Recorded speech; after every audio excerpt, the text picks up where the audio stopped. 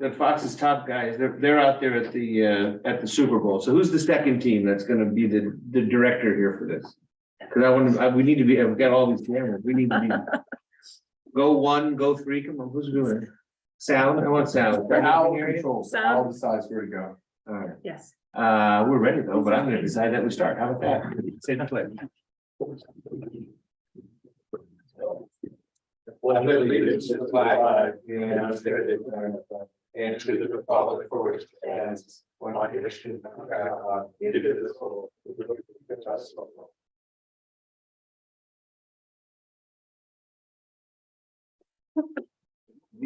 Here we go. Oh, you gave us hard copy. All right, good evening, everyone. This is the February 2023 meeting of the Smithfield Township Planning Commission. This is our regular meeting for the month here on the second Thursday, February 9th, 2023. Do we have you took attendance of everybody that's here? Yes, sir. Okay. We do have a quorum. We said the pledge. All right, minutes for review. So our first order of business, is take a look. I'll make a motion to approve the minutes on January 12th presented. I'll second that motion. Any discussion? Okay, all in favor? All right. All right, the minutes are approved. All right, do we have any public comments on the agenda itself? Yes, I just found out that it was tabled again. I don't know, I didn't get there. Right, That's right, 6A, that's next. Right. Okay. Yes, so let's go down to new business and plans to act on. Franklin Hill Manor Land Development. DENS Properties LLC. So what do we get, Ron? Got an email from our township manager sometime maybe around 3:30, 4 o'clock, saying that Mr. Meckes has requested another tabling because he is still working on compliance with the township engineer review letter. The matter has been extended through April 15, so there is no deadline that we would need to be concerned with, and that's all I know at this point, unless our township manager has something more to add, but I think that's what we know. I forwarded the email as it was directly presented to me. Can I ask who Mr. Meckes is? The attorney? He's not the attorney, he's the surveyor on the Yeah, project, he's I a believe. planning professional for the applicant. Spelled? MECKES. First name is Ty, Tighe. Okay.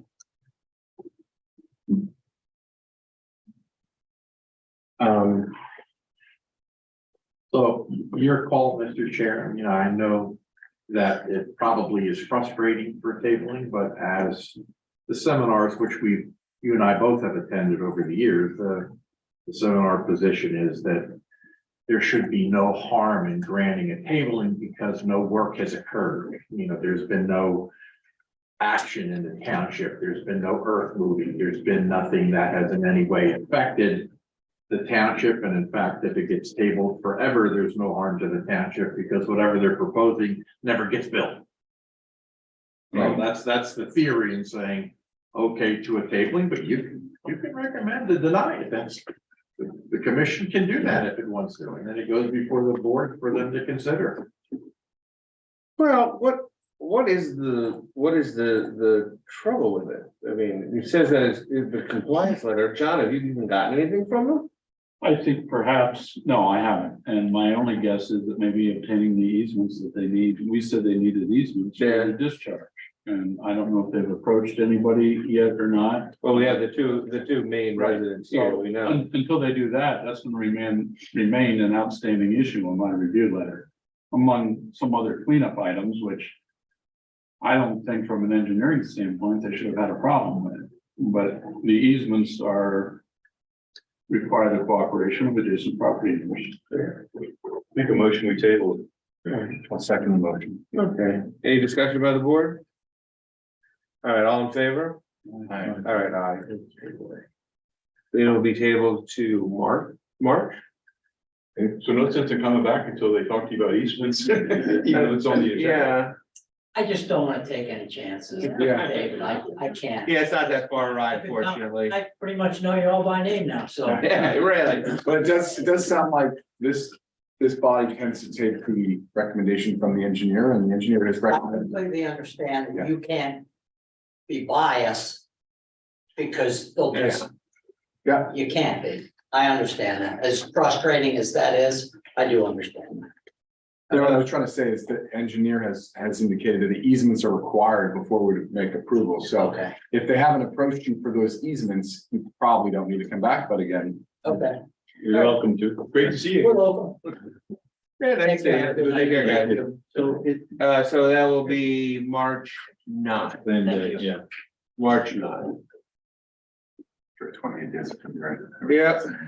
All right. Only leap year does it change, other than that's the same day. And then, all right, so that is the only thing we have in terms of new business and plans that are not ordinance related. All right, so let's go to ordinance related here. There were some emails and such that went around regarding these. Talk about the solar ordinance first. All right, Yes, sir. that's the one. Yes, sir. Holy mackerel. All right. You get out your email. All right. All right, so Julie, what do we need to look at here? What are you looking at that we didn't look at when you and Dave went through it? After Dave and I went through it, I basically made all of the changes that had been suggested. When it went back to the board took a look at it, looked at EWA's suggestion and decided instead to go with the overlay instead of just the M1 district, because of concerns for exclusionary uses. Since then, something that has come up as of about 3 o'clock today, Russ Almert sent us an email. He said he was talking to you as well, Dave, about community solar facilities, and I wanted to bring this to your attention. So the way the ordinance is structured now, you are allowed to have an accessory structure, which can go up to 10 kilowatt hours on anywhere, whether that be for a house or a business or anything like that. One of the things Mr. Albert wanted to bring to the commission's attention was something called a community solar facility, where like a PRD would develop a group of houses and put a solar field on that property as a way to help make that property a net zero for energy. There's a bill that was introduced by Mario Scavello that is currently dead, hasn't gone anywhere. But it's Senate Bill 472. I have a copy of it and I can send it to you if you'd like. But what that proposes is a community solar facility that is allowed to be up to 5,000 kilowatts, which meant nothing to me until 5 o'clock today when I researched what that meant. So for everyone's edification, the average energy usage of a house across the United States in 2021 was 10,632 kilowatt hours in 2021. So one of Russ's suggestions was we actually shift and bump up the accessory solar a little bit because an average house will be able to permit that. But he mentioned a house like Mr. Riccobono's behind us will not be able to function on 10 kilowatt hours of solar energy. So we might, if the commission was amenable, bump that up to 15 to accommodate for larger houses, mansions, et cetera. Circling back to the community solar facility, a 5,000 kilowatt facility, after doing the math, would be about 12,500 solar panels. Each solar panel averages in size. They're about 3 feet by 6 feet wide. And depending on how you put them on the property, you can either get 500 kilowatts or 125 kilowatts, depending on how it's laid out, if you have the panels connected or single across the way. But long story short, what that means is that 5,000 kilowatts is going to take up anywhere from 10 to 40 acres of space, depending on the land, which is a little bit of a big deal. My suggestion, if the commission wanted to include a community solar facility, meaning again, like a PRD that could be powered by solar, is that we put these in as an accessory allowable with the understanding that they are more than 15 kilowatts, systems that are more than 15 kilowatts, but still produce energy only for the property that they're on, not to sell back into the grid. And then I would also suggest that we take these systems and make them conform to the recommendations, buffer requirements, et cetera, as stated in the principal energy facility, because these are going to be and have the potential to be quite big. You know, if you did 20, if you wanted only 2,500 kilowatts, that's still 5 acres of solar panels. And I think the greater population would want it to be shielded from that from that view. So that was a lot of information to throw at you very fast. So if a designer or an architect of this new PRD wanted to install accessory use solar panels, he then could design his buildings so that the roofs could contain those panels That is correct. for each unit, am I right? Yes, and that would be allowed as it stands in this. Right. But what Mr. Albert is talking about is a thing where it would be, all of the houses would be in one row. They'd be connected electrically to a big field somewhere else that is out of the way, that would be providing solar energy for all of that. So that's not exactly what community solar is. Community solar usually is, it's on rooftop and they're wired together for one community, but you're saying it's all solar field, but they wouldn't be on a house. From what Russ explained to me and how I am interpreting this bill, it would be a separate structure, like a mini solar field on the same property as all of the other houses, but still existing there in a solar field capability, like a principal solar energy facility, except smaller. And not meant to go back to the grid, meant. Right, meant solely for the properties. So this. How many houses could that serve? Is there a limit to how many? Every house, oh boy, Well, you do the math, right? Yeah, yeah, Would you say 600 and change for each house? Let's say Shawnee Valley wanted to 10,000. put down the parking lot where the Mailbox. mailboxes are, wanted to put a field of solar panels. But it could only be, you're saying it would only be allowed to be used for For those that houses that property. can't feed it back into the but grid. my question is how big a field? 10 How we're to doing 40 something acres. is really just a way of finding a workaround from what we have as our overlay district. Is there a max size? This bill says that the maximum is that 5,000 kilowatts. So the maximum size of one of these things would be 10 to 40 acres, depending on how they installed the solar panels on the ground. 40 acres is big. Why Yes. would you Even do 10 that? acres is big. Why, if you were a developer, would you do that? So You gotta have a school. Future tax incentives, maybe. Tax incentive, they come and go. Yeah. Why would you give up 40 acres of yield of whatever your project's doing to do this? We're wasting our time with this. No, we're not. the 40 acres is on the low end. I know you don't think that, we don't agree on this, but I'm sure they know, but I'm telling you, I don't know why you would do that. What if? Maybe you wouldn't, but maybe somebody else would. Well, dollars are dollars, so I don't even know Depends on how why. you're trying to sell it. Sell what? You're gonna sell 40 fewer acres of stuff? As I It hear. could be unbuildable acres that they can put it on, Well, as I so hear, bigger property. Well, let's some of talk that about is unbuildable, let's talk about unbuildable acres, because unbuildable acres are typically either wet, and you're not gonna run your stuff through there, or they're on the sides of mountains, which only face in one direction. So what are you gonna do with this? I don't Well, understand. so, I was talking with Russ and he mentioned that one of the possibilities for this might be the Mountain Manor property. And one of the reasons that this might actually be worth considering is because it helps prevent deforestation. For example, if you're going up Marshall's Creek Road, on the left side, they wanted, the grand plan was eventually they were gonna put houses over there, and that's primarily forested. So some of the trees would need to come down for houses, but Russ would suggest putting the solar over on the golf course where it's nice and open. They wouldn't need to cut down any more trees, and it would be a good use of that space if they wanted to, because then they wouldn't have any concerns related to shade trees in that area. So they would be able to put a solar field on the golf course to power the homes that are in the forested area.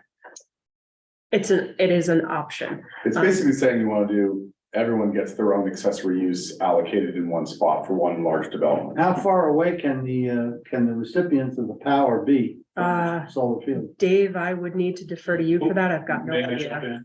Yes, please. All right, first of all, I haven't read that Senate bill, but the way it's worded and what you said, if it's a community solar system, it's not going to any one individual house, it's going to the community, Right. which means it's going into the grid. Right. All right, so it becomes in essence a power plant, whether it's Med Ed or BPL, it's a power plant that makes energy during the day. To make it, as Mike stated, that it goes to somebody's house, the only way you can do that is if you're tapping in downstream of the meter. So we're not doing that because everybody has their own meter. All right, so when you have a PRD and you have a solar system there, it doesn't go to the house directly. It goes indirectly by going into the grid and then going to the house. And But you said you can't tap into the grid. That is You can not, tap into the that grid. was You a can different how it was explained to me, You so can I tap into the apologize for that. absolutely tap into the Well, grid. there has to be some way to regulate how you gonna regulate the voltage. you have. Hold on, from a township perspective, do we really care if it's tapping into the grid? No. Or not, or we care more about the size of it, But right? no, I'm just saying, that's what I thought the bill said, you can't tap into the grid.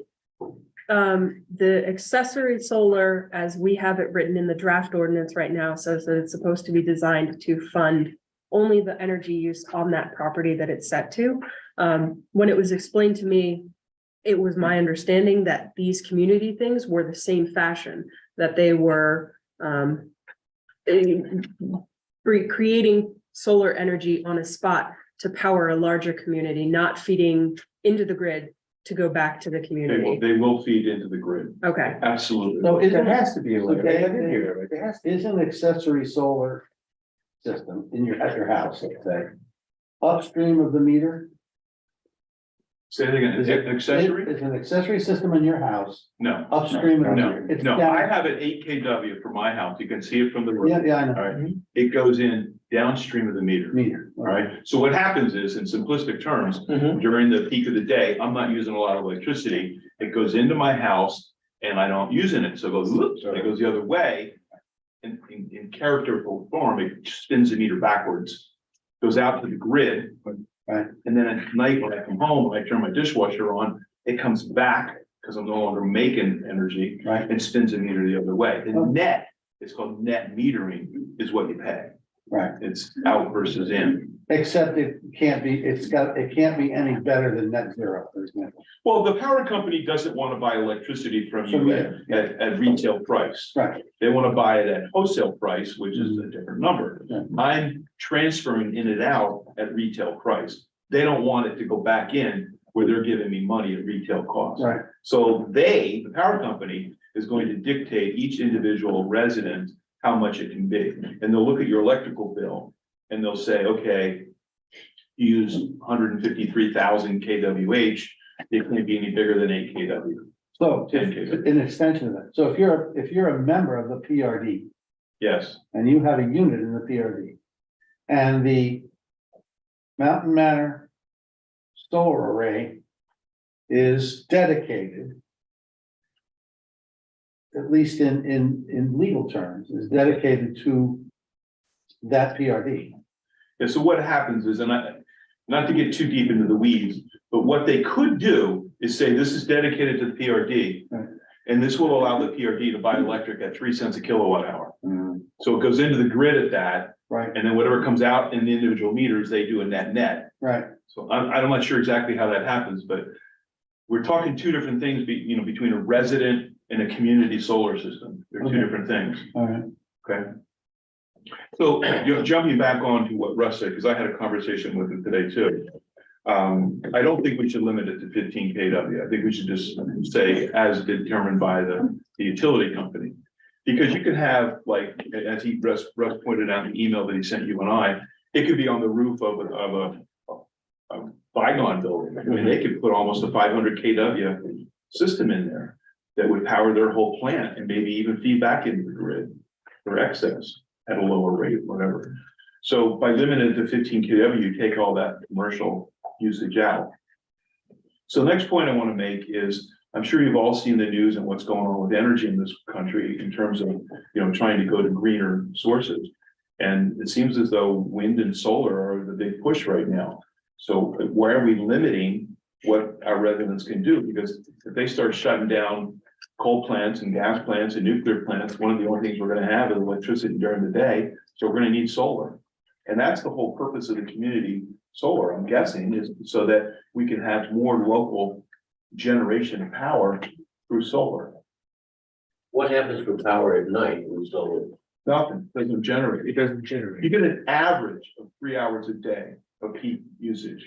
It's like a bell curve. You get a little bit in the morning, and as it goes, the sun goes up to high noon, then it starts to tapering down. It's an average of 3.5 hours a day. So you still need the power plants. Yeah. Absolutely.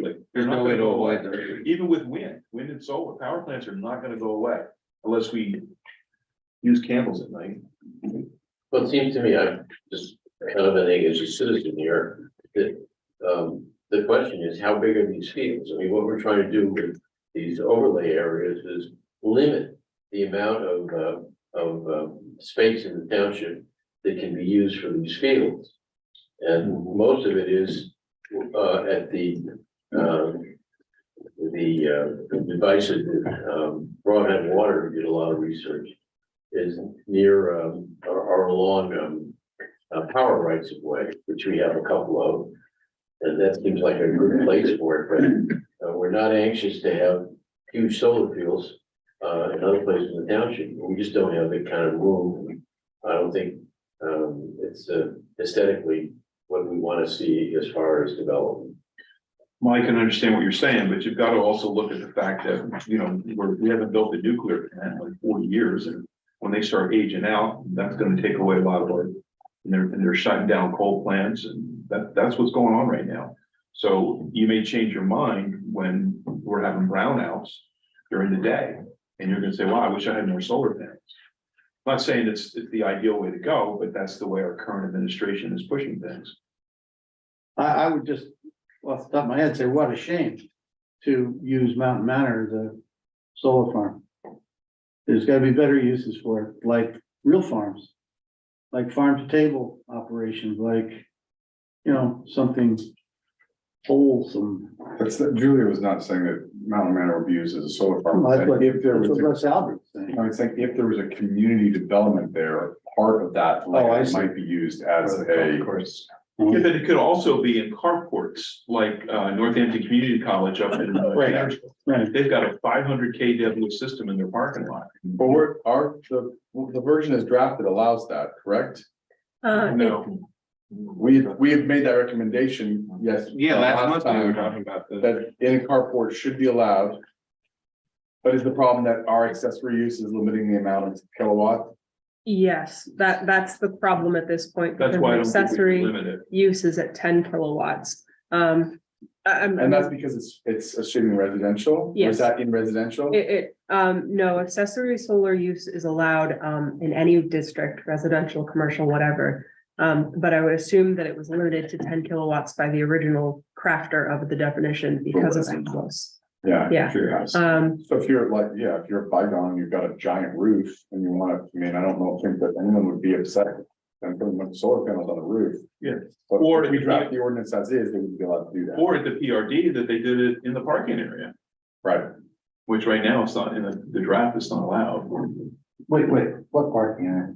Where they park the cars for the townhouses at Mountain Manor. Instead of taking a 40-acre field, they create a carport over each of the parking stalls and put solar on them.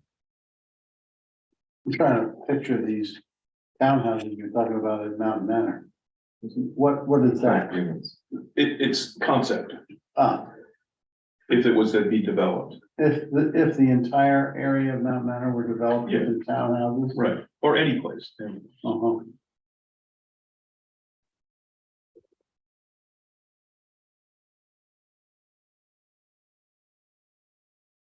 thoughts, anyone? So my recommendation is to not limit the KW.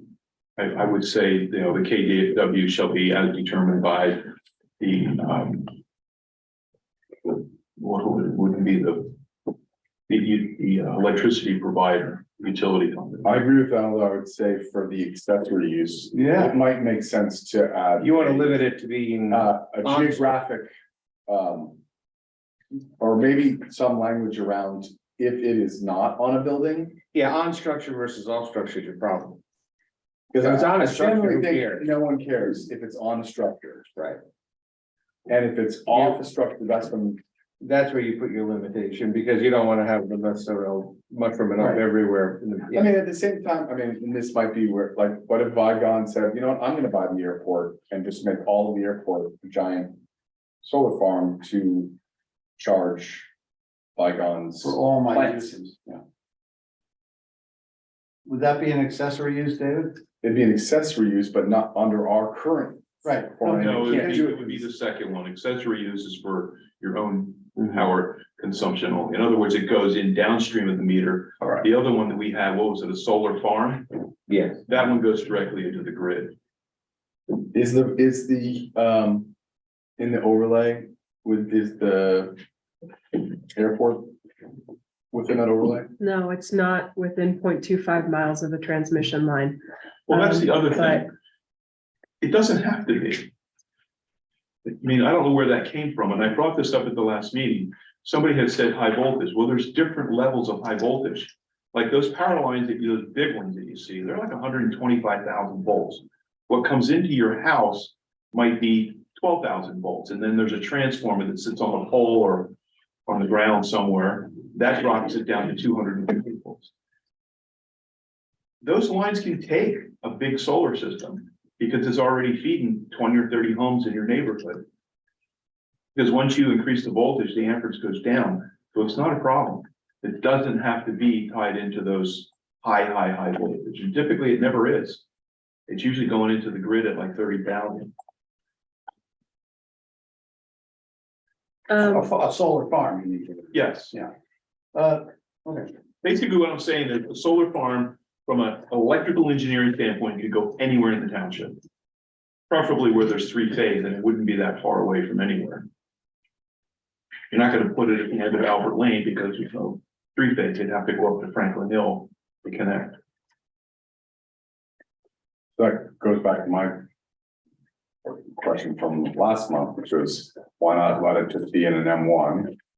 And then expand the accessory use to make sure you can have higher voltage, higher To wattage, take the limit off. take the limit off, but to add a limit around non-structure sitting square footage or Well, yard. then you're taking away the intent. Again, I haven't read that bill, but I know where they're going with it as a community system, which would take that away, that possibility, which would allow solar system or solar farm to be installed at Mountain Manor that might be 20 acres, and it feeds into the grid so that you're providing power to the community, not just at the PRD. You're taking that away. Well, if it was a PRD, doesn't that change? But they would craft the PRD to make it allowable. Yes, because it have its own. It would have its own zoning, so that's irrelevant. If there's a PRD, they could just craft the PRD to make Yes. that thing allowable. The only reason it was limited right now is if someone was going to do a piecemeal development and it was economic development down the line, but Well, what if they were to come in and put in 300 townhomes? Would that be a PRD? not if they. Doesn't have to be. Okay, so let's say they did 300 townhomes Sure. and they're gonna rent them out. And Yeah. then part of that, they wanted to put in a community solar farm. I would think that, would they want to just Put them on the existing roof, because that's the structure they have. I don't know why they would build a solar power plant that somebody 20 years from now is gonna have to continue to maintain, when all you're doing is using it to put electricity back into the grid and take it off the bills of the people that are in the development Subscribe to project. it. I mean, financially, it's much cheaper to do it on the ground, much cheaper. No, it's cheapest to do it on the roof. They're doing it, Oh, really? really? Yeah, because you already built You the already got your house. support, It's already but it up. has to be a south facing roof. Yeah, I also went into this when there was a proposal for a warehouse in the Chelsea property of Smithfield Gateway. And the developers at the time said it usually cannot be done because the weight of the solar panels plus the weight of snow on top of them is just too much for the roof to bear. And what they would have to do with reinforcing the roof is just too expensive. Yeah.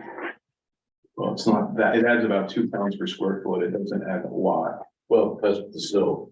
Well, the snow's there anyway. They got a design for the snow. Oh, I'm sorry. I tried to But promote it is the that. cheapest way to install solar panels. I'm only reporting, I have no idea. I don't see why we don't leave it so that you can put it on whatever the existing primary use of the property is on the structure. And limit the accessory, if you can do it as an accessory. Why can't we do it as a conditional use? No, do we want more traditional uses? Well, I just think in 10 years, if things continue the way they are, based on what our leadership is doing, we're gonna be talking about this again. No, you can always amend it.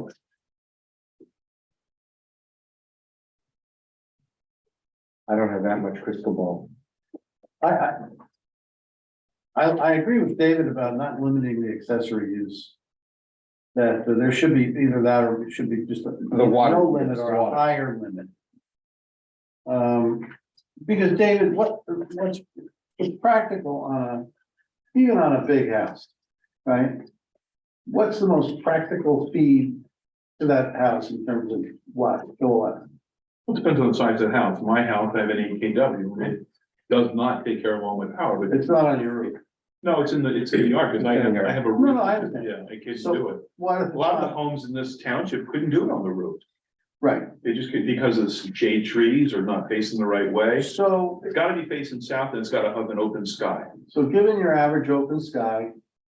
In this township with your average residential property, 1 acre, call it. It's unlikely you're gonna find any kind of mount or plant or You know, for area. example, my daughter lives up in Whispering Hills. She couldn't put solar on her house. It just won't work. It's facing east and there's shade trees all over. Right, So that's why you look at doing the community solar system where, you know, you find a field or maybe you create a field so you can put that in right. to feed those houses. That's the purpose of the community system.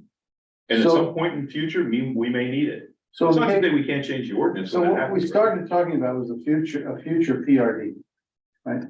So let's say you got this future PRD and it's somewhere, it doesn't matter where. Because if that association or that corporation that the company that builds that is able to find 10 acres, let's say, close by, mow the trees down and set up an array and then set it up so it feeds that only that. Well, you say it has to feed into the It grid. feeds into the grid, but there could be some kind of future agreement that So, allows so that. there's an agreement with, Yeah. yeah. Now, that's the thing that's fuzzy here, because we don't know what kind of agreement Right, Med Ed is gonna make, or, but That's irrelevant on a PRD because they would set their own zoning rules around that if they create the PRD. So it's Right. on a PRD, it's not relevant. It's Right. relevant if there's an economic development zone that's very large right, and you wanted to put in 400 homes, mixed use, and, or you wanted to put in, 600 timeshares from in a community. and if you had the 10 acres to spare. Well, let's just use an example of like one of these sports camps that happens to be up by my daughter's house. Let's say they wanted to put a solar system in and it's not gonna work on their roofs and we've got this ball field that we're not playing ball in anymore. We're gonna put in a 50 kW system. And it works out that that's more than they need because they only use the place during the summer. But they reach an agreement with the power company because they're short on power during the summer. So they say, yeah, put it in. So now they're back feeding into the grid. So So they feed into the grid, and then when the summer comes and people move into their condos or their little timeshares.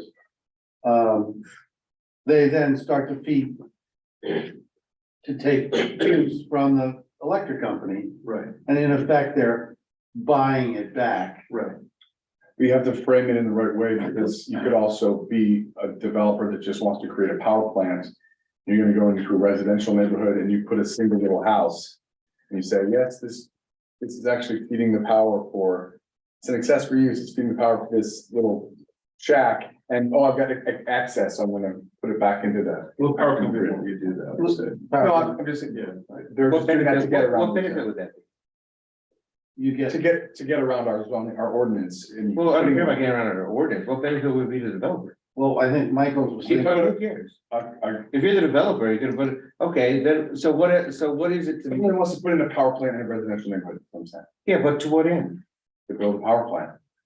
To make money. You build a power plant to make, Correct. make a living. Yeah. So why would you do that? Because you can make money. How? That's why they all got put in. How would you make money there? I'll I tell you. understand the concept I'll of tell you. saving money, but I don't understand. I'm not I'm not Power Company Inc. and I'm gonna put this thing there, then how, so to feed it, I'm not my own utility. Okay, today it may not work. I don't know what the. Right, today it may not work because it doesn't work. That's right. But if you look at Pocono Raceway, they put in, I think, a 3 kW system, a 3 MW system, which is 3,000 kW, okay? It's big. It's probably 5 acres, 10 acres, whatever it is.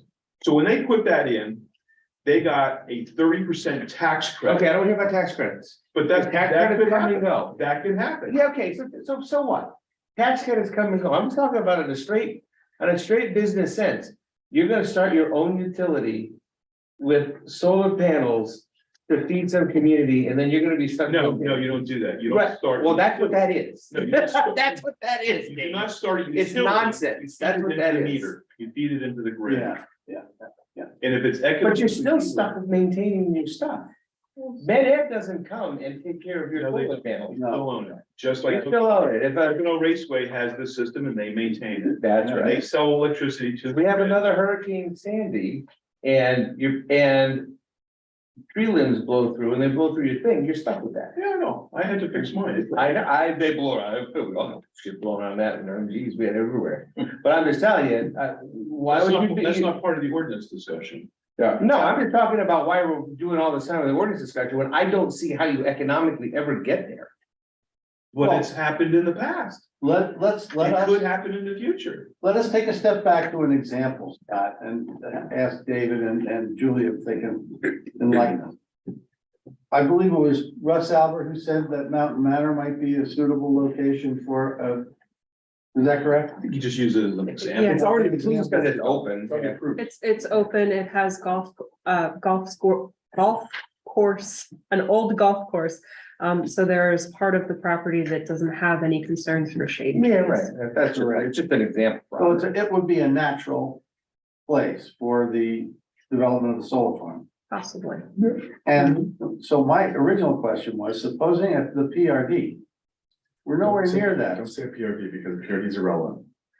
Can't be a PRD, why not? because a PRD, they can already. They'll write their own zoning. rules. They're writing their own zoning anyway, so it's irrelevant. Well, I'm just asking the technical. question. Big housing development. A housing development somewhat remote from Mountain Manor, Yeah, okay? It's across town somewhere. Okay, and is there a way, David, or some kind of way that you envision that electricity, that power generated in Mountain Manor could then be set against the power drawn by that development? Yes. That's possible. Because the development is responsible Yes, for the solar farm. absolutely. That would be an agreement with the power company provider. So then if trees fell on it, or if it blew up in a huge storm or something like that, any damage to that solar farm would be the liability of the homeowners in that. Yes, and that's already in the ordinance, the maintenance and decommissioning, that's already in there. Okay. So it, in effect, is it an accessory ordinance? I mean, an accessory use? Is that farm an accessory use for that That's development? kind of a gray area. It's kind of in between the two. well, the accessory use is defined for our specific property, not for development. So if I may, hearing all of this,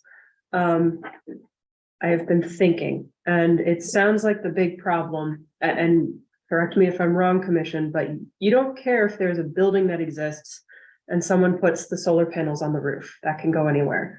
But the problem becomes when either residential or commercial go, hey, I'm going to power my facility with something on the ground. So then a viable solution to potentially make everyone a little bit happier would be to eliminate the kilowatt requirement on the accessory solar system, but make that only viable for roof mounted solar. Better case, my suggestion would be keep the accessory solar energy system, increase the cap to 15 kilowatts and allow that to be ground mounted or roof mounted, and then have a secondary definition of some sort that says anything past this point, 15 kilowatts plus, let's say, that is still designed to power the community in some fashion. Still working out the details in this, but that would be ground mounted, would then be a conditional use that would be required to follow the same buffering and other requirements as a principal energy facility. Which means if somebody decided to do a community-based system, they would be allowed to do it in a residential area, but they would need to conform to the setbacks and other shading so nobody saw it, just like as if they were a principal solar energy facility. With the one exception to that, I like that. The one exception might be, should be allowed to be however big they want it and whatever they want as an accessory use on the ground in the industrial zone. That's fine. That's the M1. As an accessory use. I would think that What's the limit on the side? No limit. I would say no limit. If it's in the industrial, Well, if it's community, or we're calling it that, shouldn't it be limited to the size of what the community that owns it needs as power generation? But I don't know how you're gonna put up a fence to keep the electrons in, Well, because you're sticking it, because you're sticking something that the community, that the people that put it in, that you're sticking with the development are gonna have to maintain, and you're gonna backfeed all your electrons through to the rest of the country. I don't see why you would do this. you're saying what's the capacity of the neighborhood, of the PRV, wherever you're gonna say? That should be the capacity of the field.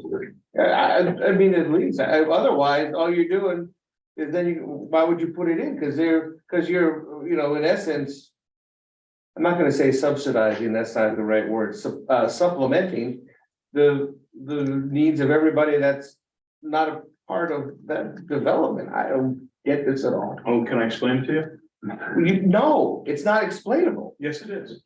How? I don't want to hear it. Listen, you have to listen to him for a second. You cut him off before. Okay, go ahead. So there could be, and I'm not saying there is now, there could be an agreement between the power company and the development of a large apartment complex. That they put in a large solar field that goes directly into the grid, and they sell it to the grid at 3 cents a kilowatt, whatever that is, that's part of the agreement. And then the people that are living in the apartments can get cheaper electric. So one of the selling features of getting in one of those apartments or buying a condo, whatever it is that they have cheaper electric. So even though it's going into the grid as a whole, A mile away. could be, or next door. Yeah. They're still taking electricity. You can add all those individual meters up and say, okay, we put in 150 units of electricity over here, and we use 200 in the apartments. So 150 of that gets sold at 3 cents, and the other part gets sold at 6 cents. There's a way that they could work that out, that it would happen. Yes, it goes into the grid as a whole. And if all the apartment people were snowbirds and they went to Florida in the winter and all their power's off, then it just goes into the grid and other people use it. It could work. With the Public Utility Commission giving them a different rate? Yeah, we can do that all the time. Anyway, what do we need to do tonight? we gotta get a final version, right? Or effectively final concept. Yes, I don't know if you gentlemen had the opportunity to read the email that I sent to you regarding the board's action yesterday, But they've actually asked you to review the warehouse ordinance tonight, so they can take your comments, turn them around and send you the final version of both the solar ordinance and the warehouse ordinance after their 22nd meeting. So you'll review the final version on March 9th. And then the board is going to have to schedule a meeting, probably March 27th with what I've heard so far for availability to pass all of this before we hit our deadline under the MPC. Clear as mud. Okay. So the NPC is the one that is driving it? Yes, because we declared section 609.2 of the MPC, it's a curative amendment. Basically, the township has 6 months to say, yes, our ordinance as it stands is okay. Or no, here is the update to that ordinance. That's why, because it's right here. Is that true of the warehouse or? Yes, at the time back in September, the Yeah. township declared Yeah. our zoning insufficient for solar and Right. warehouses. Yeah. Right, the county declared or? I'm sorry, the township declared. Yeah. Well, here it is. So the other one, this is the proposal for this one. Can we put a close on the solar? Yeah, she said, I think, you said it has to come back March 9th with the final version for us, right? It will, but if you She guys, hasn't incorporated our Oh, comments. right, I haven't incorporated these comments, so we kind of need a final decision on if this community-based solar concept affects it and if it does have. I feel like there's maybe some level of agreement, Scotty, will jump in, obviously, it's not true. That the wattage, limiting wattage doesn't seem to make sense and it's. That doesn't make sense to me either. So we don't want a wattage limit anywhere, but there probably should be some sort of limit on yardage or square footage, whatever I call it, of acreage. At least in an area that would be residential or in an EV zone. David, Correct. how does your solar field compare to the footprint of your house? Bigger, smaller, and? It's, if I had to piece it out. It's probably, I have 3 sections and it's probably this big. Okay, from that corner. 3 of those? I have one, there's 1, 2, 3. The total is that. Looks about 10% or less of the footprint of your house. From that corner to where So you're you could- standing? Yes. So if you limited the footprint of an accessory solar panel on the ground to X percentage of the footprint of the primary dwelling, if you had a McMansion, they get bigger solar Like panel. 20% or something. Well, that's what the power company will tell you. They will tell you that, you know, you use this much electric, you can't generate more than this because I don't want to buy electric from you. So But you can do less than that if it's. you can do that. Yeah, right. Which in essence is what I do. So I have a question. And is there any other structure in the ordinance where we limit how big it can be other than through impervious and steep slopes and setbacks? So why can't we just limit the size to what is already in the ordinance? Why are we trying to say you can't make it so, you know, a certain size? Because ultimately you could say, actually, it's a barn. And you put solar panels on top of it. Say that again? Well, because there's no limit on how big you can make a building. You know, let's say you own a big residential plot, the house on the end and a big giant field. You want to build big solar fields, but our ordinance says you can't because that would be 800% the size of our house. You could build a giant barn Exactly.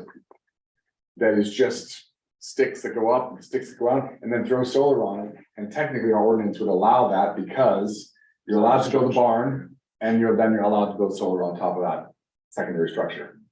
Additionally, if you don't put any kilowatt limit on the ground solar, according to accessory solar, it would be allowable for, let's say, Vigon, because we've used that example, to put a solar energy field next to their property. I think that should be allowed. Yeah, I don't know why we don't want to allow that. I think Yeah, that's fine. right, I don't either. I think the only issue is in residential. Yeah, aesthetically. Which is the concern, because accessory solar is allowed in all zones. So if there was a bigger non-conforming use property, let's just say, I don't know if we have a warehouse or a car garage or anything in a residential area, they would then to be able to put that accessory solar Unfortunately. for their bigger pole in that space. Step back to a moment to Vigon. If Vigon, David, wanted to become their own little power company. Right? And they could buy the field that presently is owned by another company, I believe, or the developer The of runway. Black Buffalo, so they'll The runway. develop the whole site. And just on the runway, say, build a solar farm. Yeah, what's wrong with that? Right, and then they would then use that. The way we described it before, to feed back into the city. Right. But they would have the right, Vigon, would have the right then. Would they have the right to sell off It's not our concern. shares of it, for example? It's not our concern. Our concern is the ordinances and building and construction. How it gets contracted between the power company and the owners is not our concern. Right, Who cares if they want to do that? That's my feeling. that's an interesting way to look at it, I hadn't thought of that. So, I mean, how do you ensure you don't have a behemoth power plant in a residential? That's the question. If in a residential area, that's true 1 acre parcels, the utility company will not allow it. They only want you to generate what you use, no more. Right, So it's self-limiting. Now, Now, you if keep it's talking about Ren Russ brought up this community development. right, but if you're going to develop a large parcel and the developer says, look, we're gonna do a community-based power system that feeds into the grid. So that in essence becomes a solar farm. so I'm just asking to extend the concept that Michael just brought up. Which is, what's to stop a company like Vigon, for example, for contracting to some solar builder to build a solar farm and become a power supplier? It doesn't matter, come in an M1, it doesn't matter. Do it all the Who time. cares? Well, that's what I'm saying. And then could that, by extension, could that power supplier feeding into the grid sell shares to the neighboring homes that already exist Absolutely, in the area? absolutely. Yeah. That's my question. So. I guess this one case that you're talking about, I would think the best way to ever get off something like that would be through a PRD, and so I think the issue is kind of relevant, that's my feeling. If ever you were gonna, I can't imagine a situation where someone would do that without setting up a PRD if they're gonna develop such a Right. big community. Right. That's also gonna need little restaurants and also gonna need all these things Right. that are gonna make more sense in the PRD. And your point is because that would be part of the contract in the PRD. It That would be part It of. would the become a owner's rezoning as the contract. PRD, so it doesn't matter. Yeah. So I don't know if we should, on that particular, I still think we should remove the kilowattage requirements. But maybe you include them if it's in an ED, Well, can we think of any? or in an R1, R2, or R3, and David, can you think of any abuses to that if we remove the? Maybe we should just set higher limits. I mean, if you just say you could produce. There's not that many locations within the township that are gonna facilitate a large solar system. Okay, It has to be south facing, so. it has to be yeah, a clear, open land. yeah, And so there's very little places that can happen. I mean, maybe the airport would work, Mountain Manor would work.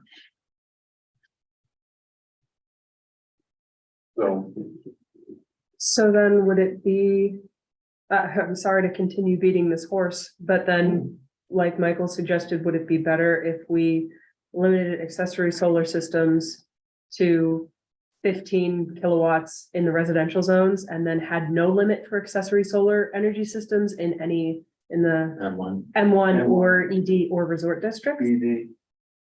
or open space? Well, open space won't matter, right? I still don't think you need to Right. limit the KW in any circumstance, because the power company is gonna do that based on the size of the house. And if you happen to have a big house with a big roof, you might need 16 KW. Why are we to tell them they So can't? then how are you limiting for these developments that you're talking about? I'm not. I know, but it seems like everyone else here thinks there should be some limitations, because they don't necessarily Do we limit the size of a building on a lot? Yeah, we do based on the setbacks and all that stuff and the imperviouses, but so why do we care about solar? Why don't we just make them adhere to the same requirements? That's gonna be somewhat self-limiting. Well, then, and Julie had the recommendation, which I sort of liked as well, which is if it's above a certain size, then it has to meet the requirements that laid out for the commercial Setbacks and- setbacks and stuff for what do we call it? Accessory solar energy system. No, no. Principal energy solar. Principal energy, if it, even though it might not meet all those criteria and is in another location, it would have to meet all the requirements around setbacks and stuff like that. I don't know how in the world you'd write that though, but I'm gonna have to figure it out if that's what y'all want to do. it seems complicated. John, what do you think? How would we word it for? And can we just make accessory and principal meet the setbacks of the ordinance and? So the problem with that would be that principal energy facilities, that whole part of the ordinance is designed so the big solar fields aren't seen. And if we take those same things and apply it That's to, not- well, that's my point. And if we take those requirements and say, hey, you have to do that for your house solar now, that's impractical and unfair. So we need to come up with some sort of designation between an accessory solar energy system that's, 4 panels for a house that generates 8 kilowatts versus somebody who comes in, does a community solar something or other that ends up being 3 acres of property. Because that, I think, should be around and buffered properly, like it was a regular solar energy facility, but we don't want to put those requirements on homeowners. I don't think you should try to compare it to the principal use because it just gets confusing. I mean, it'd make more sense to make it a conditional use. I mean, I'm number one who hates conditional uses, but Well, it would be treated as a conditional use. If we are to treat them like the solar energy facilities. and then you could say it's a conditional use, which might include tons of buffering and all this. And be site specific because it's conditional. Right? Well, we get a chance to look at it. Where's the array gonna be? What's it gonna look like? What are your setbacks? But you still need objective criteria to. Right. Oh, right. I actually think there should be some, I actually disagree with you a little bit in that. I think making it possible to have a community power plant effectively, I think should be limited to PRDs, and I think just putting some sort of number limit would make sense. I just don't know what that is. I was pulling it out of the. Well, out of the air. community solar is in essence a principal, Correct. so they're the same thing. I'm sorry, qualify what you mean by, so they are the same thing. A community Well, in our accessory. draft ordinance, you have 2 types. You have an accessory and you have a principal. Mhm. A principal is, in essence, a power company that generates power and sells it to the grid, right? Community solar system, in essence, is the same thing. It generates power and puts it into the grid. So if you just remove all wattage requirements, but leave everything else as is, as they're only allowed as accessory, then you wouldn't have any community power plants because it have to meet the criteria for a principal. Yeah, it's the same thing. I think that's the way to go. Yeah, I agree. Yes. I'm Okay, not saying they shouldn't ever be allowed, I'm just saying it's so specific and it's such a big development that I would think would be a PRD. And Once it gets big, then it's, so to make sure I understand, that was just me, but. No. yeah, I heard many yeses. So to make sure I understand, the only action I need to take in regards to this right now is remove the 10 kilowatt limit from the accessory system, and that's it. well, David's the. Let me just engineer. explain, then what ends up, the way it's written now is the community / principal would only be allowed in the M1 district. It would be allowed in the overlay currently. Oh, the overlay, Yes. what's the overlay? Where is it? That follows the transmission lines, the one that goes, basically bisects the township, and then there's a small break off that goes up to the left. I sent you the map if you've got your, So it's only in the land that's near that or? correct. It's 0.25 miles off of the main transmission lines. I did But they're talk, never gonna tie into those transition lines. That's the fallacy of that. this is where I put my hands up and say, I am not an engineer and I don't know. Yeah, we'd have to find out what the voltage is. If that's 125,000 volts, I'm not gonna tie into that. No. Just roll. Uh, So why not make it M1 then? That was their original concern, was that they were. was that concerned. if we just make it N1, it will be considered exclusionary because of steep slope requirements and north facing slopes that don't really make a lot of the M1 properties work. De Well, the facto airport's exclusion. M1, Yes, the airport's M1, it is. and that's purpose for it. So is Mountain Manor. So it's not, it's not. a- Mountain Manor is Well, I residential. understand. We'll make it M1 and the other thing, they're not gonna do it either anyway. it EV. seems. No, M1 or the overlay. The overlay, right? The overlay, I don't even know what that is. It's all along the transmission I line. heard you say it, but I didn't. Yeah, That's just for the, but that doesn't prohibit with the current definitions, if we remove the wattage, it doesn't prohibit Bygone from buying that air, as an example. Is Bygone watching right now? It'd be funny. From buying the whole airport, throwing in giant solar fields, Right. because it's still an accessory use for them. They'd still be allowed to do that, even though it's not on the transition, That's correct. as long as they're using some of it, and So you would be allowed to power whatever you are creating. as long as you're not a electric company coming in, basically.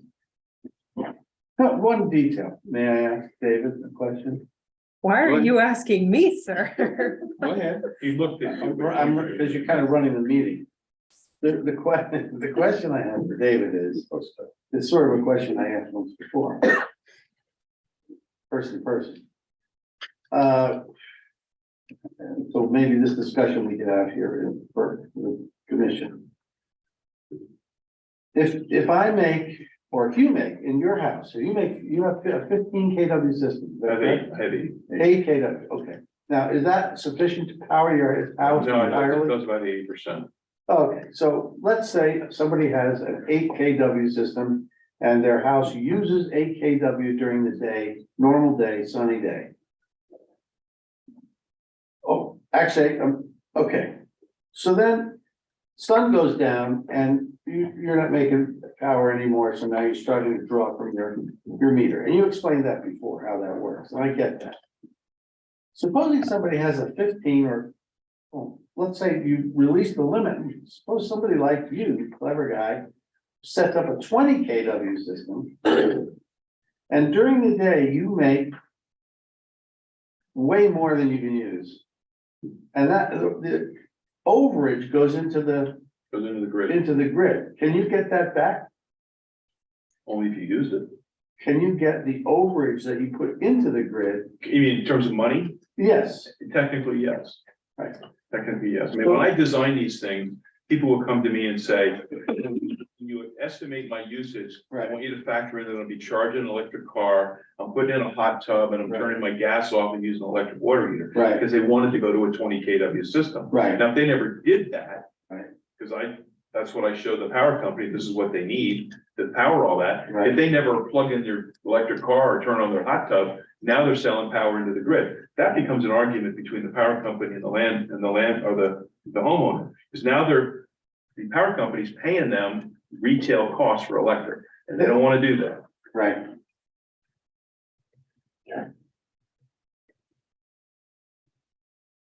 I guess what I'm saying is if they measure the amount of kilowatt that you're sending back into the system. I've seen the meter run backwards. Can't they just give you back that overage? In dollars, yeah, Oh, and they pay you. yes. Okay. You think that's the way it works? No, that's the way it works. Alright.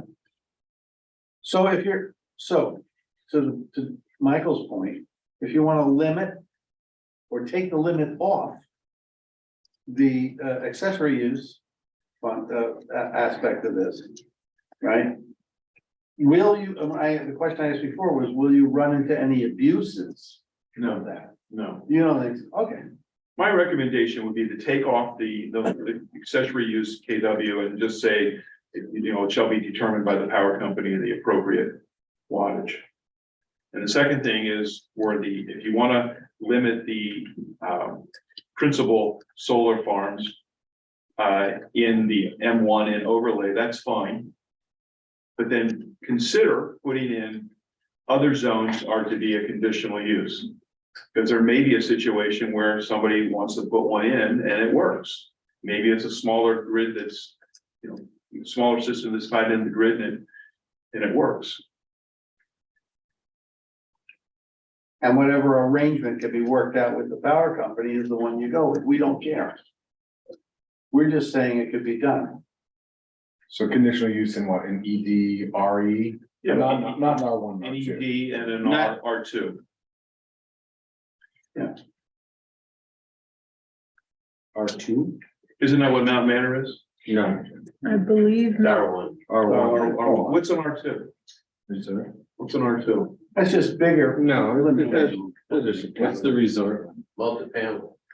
RE. multi-family. Sorry, what? Resort is RE. Yes, resort is. RE. Okay, then I would put it in RE then. Okay, so to summarize what you've just said, to make sure I understand. Commissioner Strunk suggested taking off the accessory kilowatt limiting. And limit what in the M1 and the overlay, understanding that they could be, that principles could be a conditional use in the ED, R2 and RE zones. Well, you're not limited to anything in the M1 zone because. Okay. Allowable in an It's M1. allowable. Yeah, because it's gonna be based on the ordinances for setbacks and wetlands and all that stuff. Okay, So but that's- we currently have it as a conditional use in the M1 and overlay, so that wouldn't change. Oh, so it's already conditional use there? Yes, So it'd be conditional use in M1 overlay and. ED, ED. R2 and RE. Yeah, Or then, in that case, just drop the overlay. Okay, there's no point to having an overlay then. True. so Is R2, is that appropriate? What is that? Is that multifamily? Yes. So that, I don't know. That would make sense. That would make more sense than R1, yeah, more roof. So in other words, it's not allowable at all in an R1, correct. That would be accessory. but it's a conditional use in all the others. In the others. In R2, ED, RE and M1, Just everything else, right? except What open about, space. but- what about those properties in the R1 zone that are, No, not allowed. Let's do it back. that are large? Still in R1, it's a small. Yeah. It's still in R1 district. Yeah. If you don't want, your neighbors to see it, we shouldn't necessarily allow solar field in an R1. It's a huge field. Yeah, I have a 40 huge acres of. I have a 2.5 acre field. I could put a fairly sizable. That's They accessory use. won't let you. They won't let me. They won't You let need to you. get. That's what you told me. That's what I keep telling you. They won't let you. They Well, don't pay you. I'm not sure why, but okay. We're talking about what. I got it. I hear you. Fine. Power I'm company good doesn't with want that. to buy electricity at retail cost. Okay. Can we look at the warehouse one now? Because this is actually more important probably. Right, much more, actually. The warehouse. Am I noting here, Julie, that we're gonna have no need for the overlay then, based upon. Based on- Yeah, It's still supervised decision, but this is the recommendation. right. So the recommendation from the planning commission is to remove the kilowatt limit from the accessory solar energy system and to make principal solar energy facilities allowable as a conditional use in ED, R2, RE, and M1. And when you say the principal energy facilities, that's that solar energy facility that you have defined in Yes. yours. Yes, And there's already a whole slew of requirements related to the establishment of one of those and setbacks and hiding and all that stuff. yes. Very good.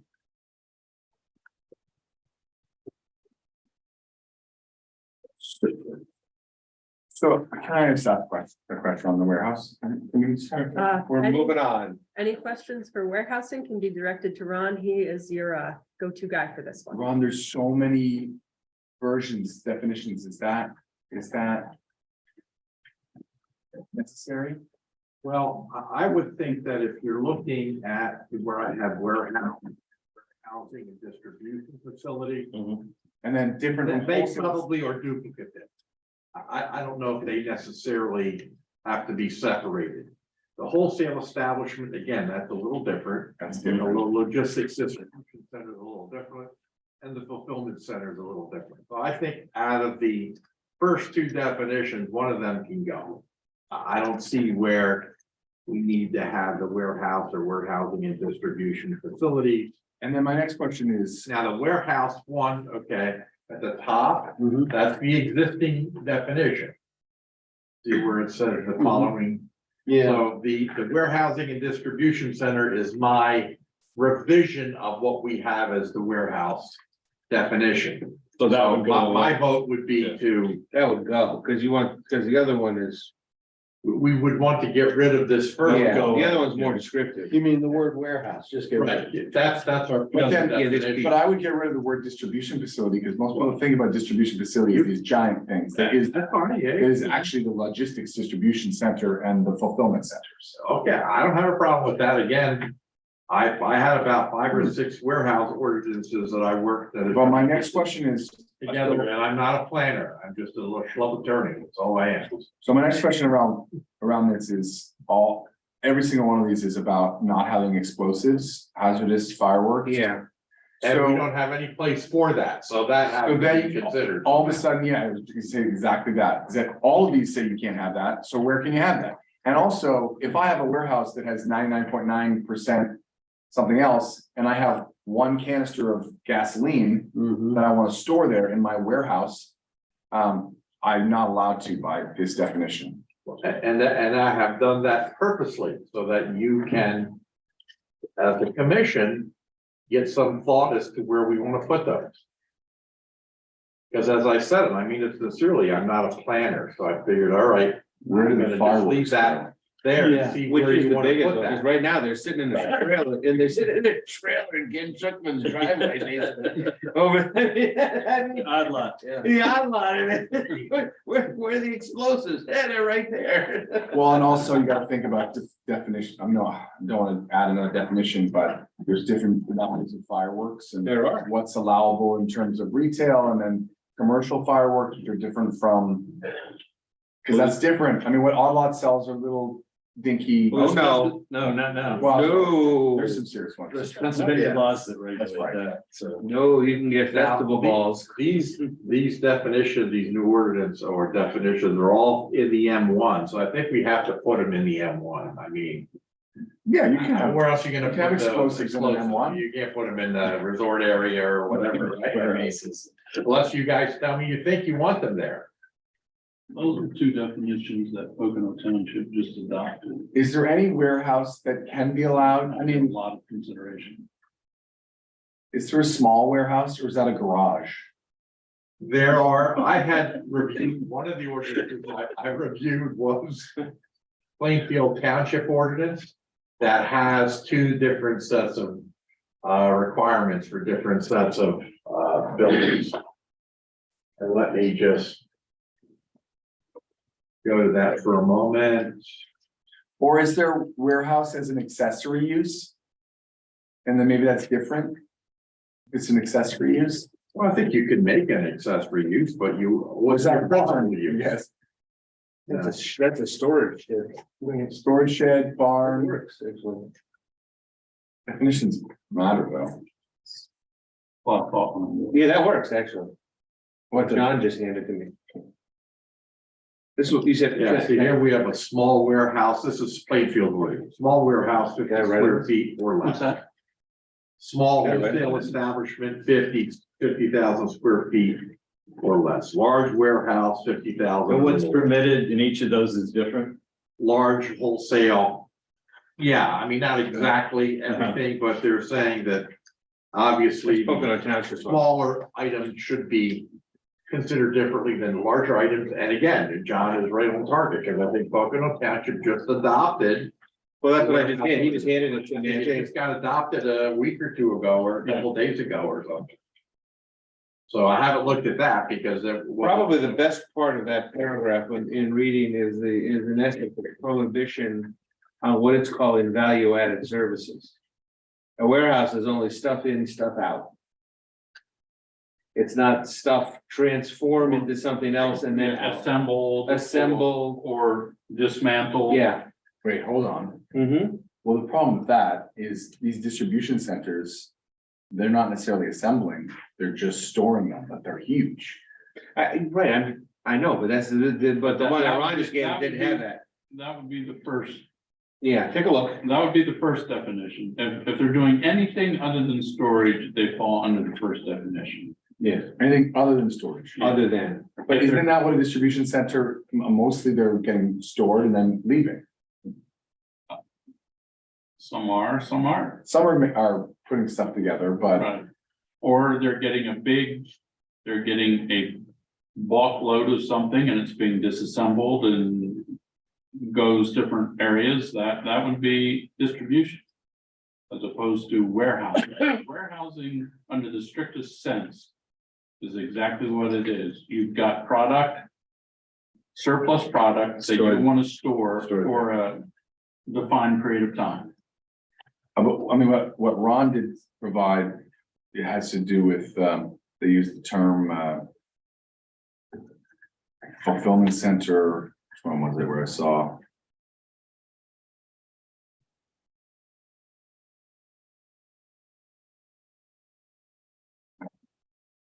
Well, what were you looking for? Let's just see.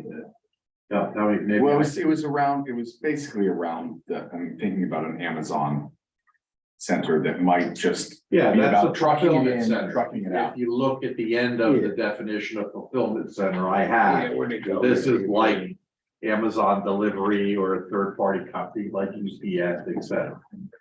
But Yeah, because you mean because when I UPS, read not that, I yours. don't necessarily. Maybe I'm wrong, when I read that, I feel like it could fall under warehouse. That worries me. This warehouse definition that I've got right here, which is, Oh, yeah, well, that one, yeah. See, this one, the one that I prepared is sort of like that. It maybe be a little less, but if you take away the first sentences about the explosives. Used for loading and unloading and indoor storage, transfer and distribution of products. bingo.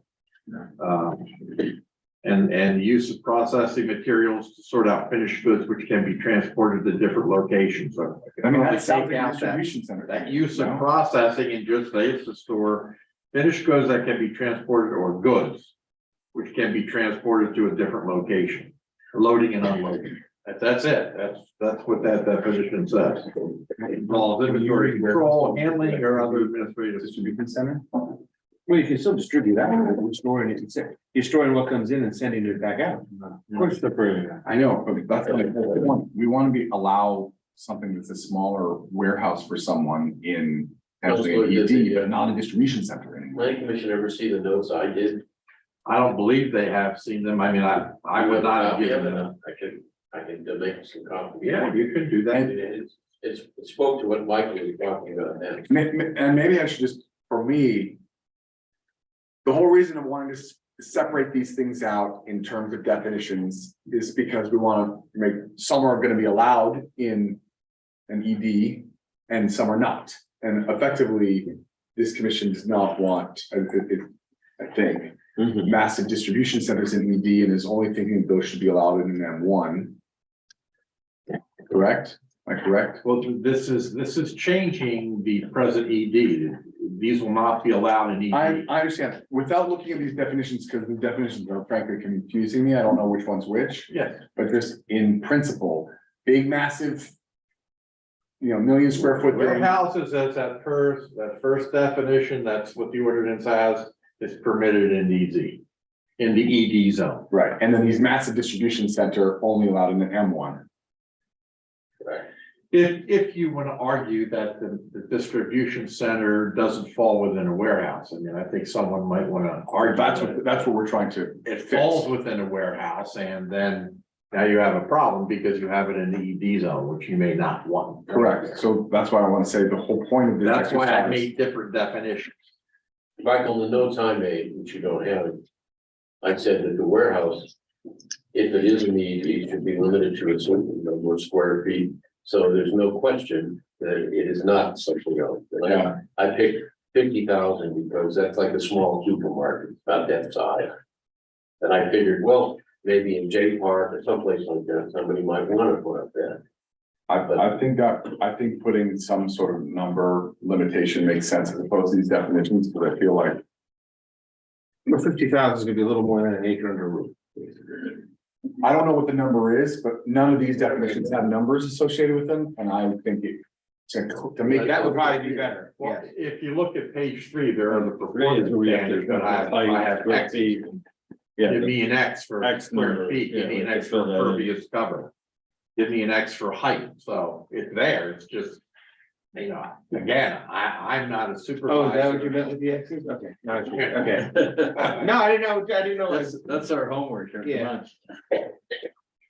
I didn't know what to put in. I mean, you could put in 50,000 as recommended by Supervisor Lobenheim. You could put in less if you want to, or higher. That's, you know, that's your call. That's what you need tonight. Mr. Lobenheim's notes here, which you don't have, he's saying wholesale establishment limit to 50 square. That the second definition here that on this document here that is not really needed. Second bullet, yeah. Okay.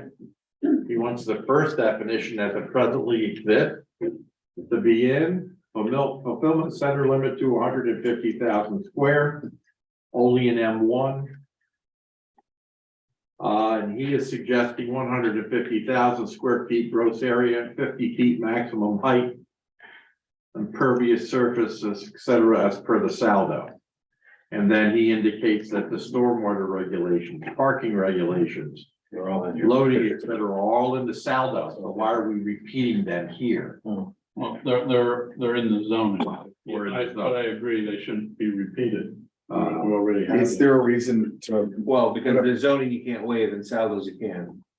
Yeah, but there's, I'm just saying, that's the reason they'd be in two different places. If I may jump in here, I confirmed this with Missy last night. I don't know if you've had the opportunity to talk to her about Yeah. this. They're in the saldo in the sense that the saldo demonstrates how you have to do something. So the saldo says when you build a buffer, it needs to be 80% pine trees and 20% deciduous, et cetera, et cetera, et cetera. When you have those requirements in the zoning, it tells you how big the buffer needs to be. So if you kind of think of it in the fashion that the saldo ordinance is the flavor of the cake and the zoning ordinance is the cake pan you're putting it in.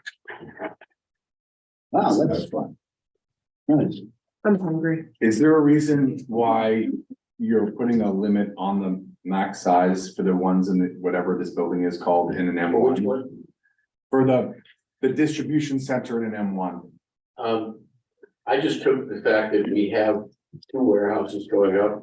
And M1 for 100, or whatever we call it, and M1 right now that are 134,000 square feet each, so I figure 150 seems like a reasonable maximum. This is in both of them at Bygone.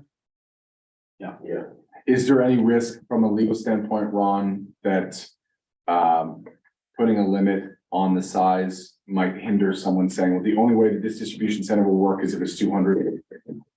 I think there's no risk there. I think you just may not have anyone on the bill at 150,000. I have the same issue in Upper Mount Bethel, the developer or the Green that they had 30,000 square foot.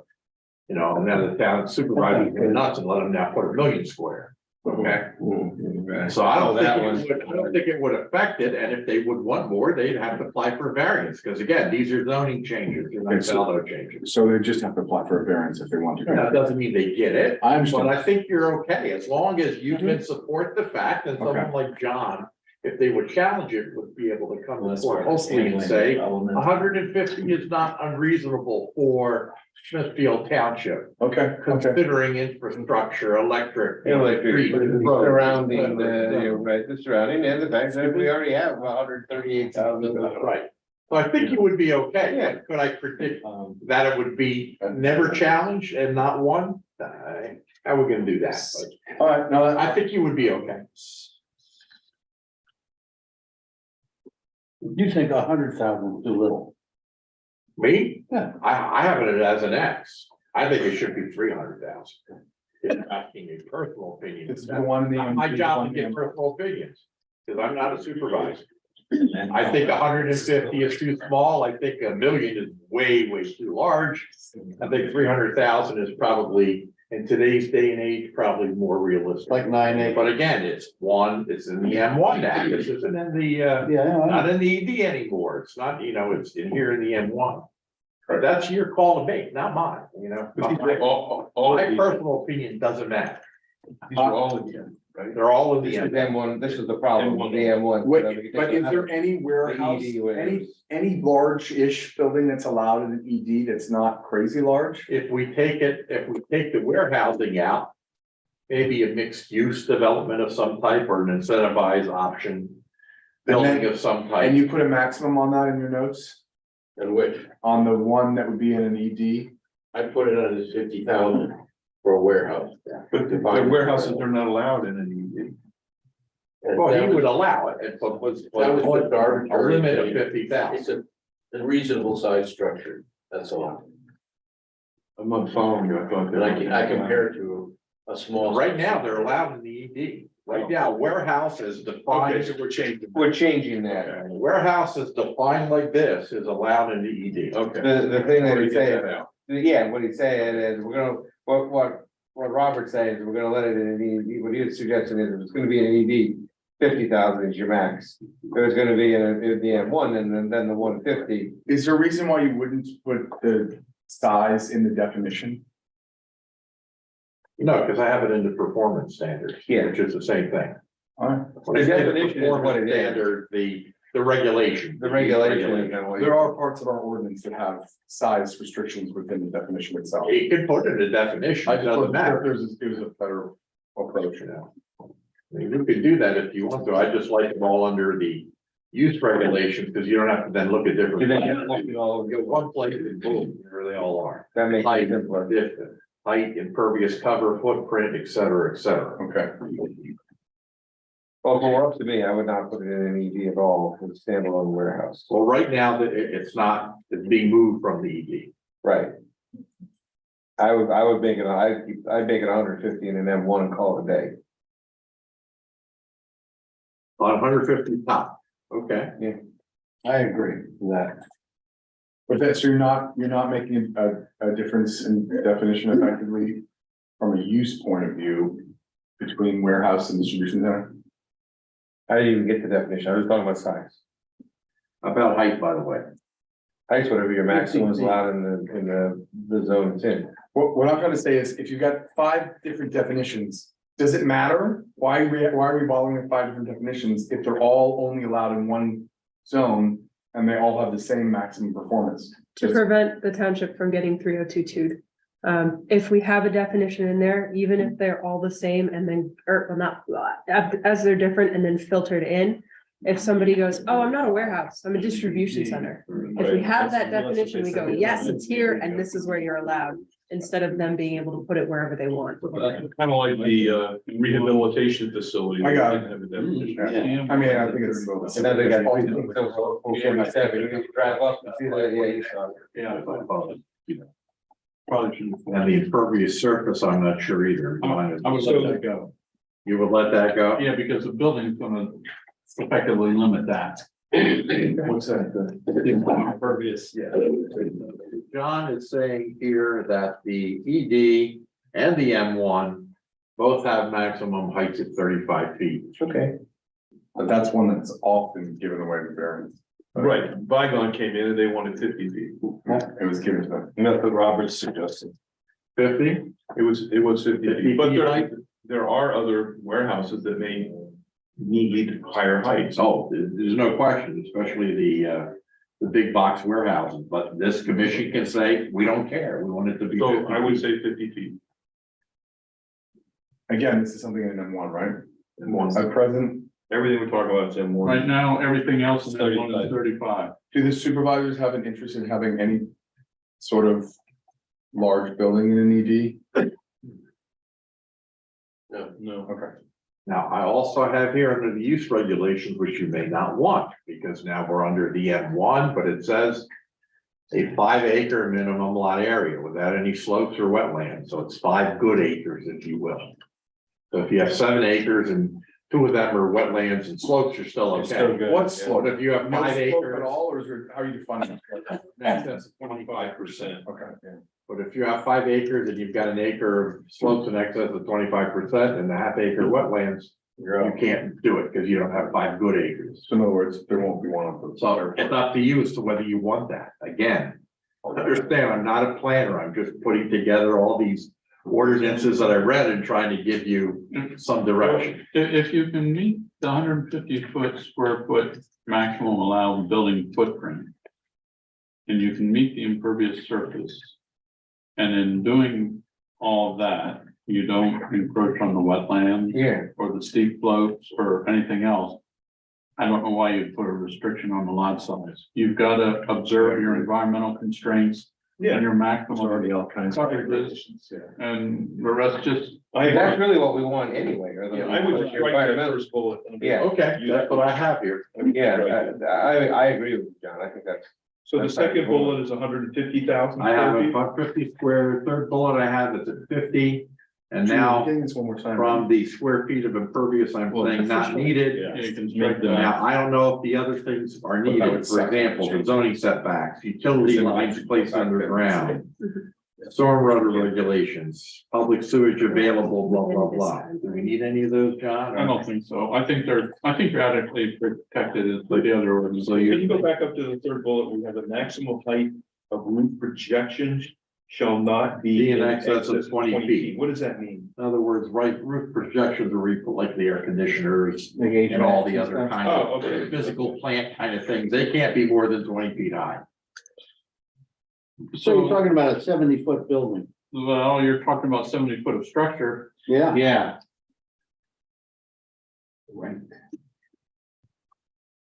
A monster. I'd leave it at 35 feet plus the 400. You need the 20, that's like. No, 20s, if it's only for HVAC equipment or the shaft of. Well, what else would you put up there? Solar panels. Well, do you want to put anything about? Do you want to put anything about maximum roof projections or just let 10 it go? foot. 10 foot? Yeah, that's plenty. Okay. And the heights are 50 feet. Yeah. If 50 feet for the building, You got with that. an allowable 10 foot. Which is what Bygone is. It says all utility lines shall be placed underground. It should be, Now, I'm told by John, we don't need that. I don't know. We need it. I think that's already in the zone. I was gonna say at least on the property, but you can't dictate it on the street. Right. Okay, so the stormwater things, John said no. Public sewage, no. Is covered separately, sewage. Page 4, Page 4, I have the off-street parking. I don't know if that matches. that's with what- excessive. We do with what not we want have. a parking space for every 2,000 square feet. That's gonna be a. No, my God. no parking requirement. Do we even address it because it's addressed elsewhere? No, yeah, right, it's a direct. Well, I think we could address it because if we follow the other requirements for parking, it's still gonna be excessive. It should be based on the their number of need. employees. Remove I don't know, have you guys, did I share that? There was an article that came out about how major cities are scrapping all parking requirements from all of their ordinances. Haven't seen that?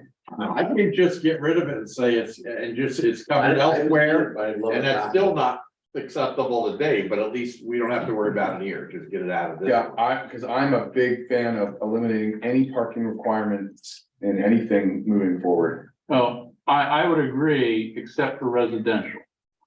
I think the commercial establishments and the industrial establishments, they know what they need and they're gonna make sure that they have it. Some of the developers will skimp on the parking in their residential developments, and then that's when you have Yes. too many cars Parking. parking in the streets or parking on the grass. Right. So I think you might need them in residential, but I agree, you don't need them in commercial. and Except major industrial. requirements around ADA, but I think that's not us, sorry, it's a federal. Yeah, nobody wants to see people driving around looking for a parking space when you really just want them in your store. Right. What about loading and offloading space? That's fine. That's in there. Again, do we have that or should we keep it? I don't think we have it for, No. I don't think we have it for warehouse. I didn't bring that part with me. That's okay. That's not a problem, but. What do you need, John? What are you looking for? I was, Page 4. No, what did you want to look up, John? I wanted to look up in our existing ordinance. Hang on. On your, My view. there's a separate parking section in our ordinance, which I did not. see. Okay, hang on. Okay, I got it right here. What's our Courier Road? Arterial. Nine The bigger one, the main. Milford Road? Yes. Very good, John. Might be Just my- get whatever. parking regulations here, whatever, so. Street parking and loading, California. 402. Okay. Because they're saying, if you make parking harder. All right, so far, we're following Supervisor Lobenheim's notes that less is more.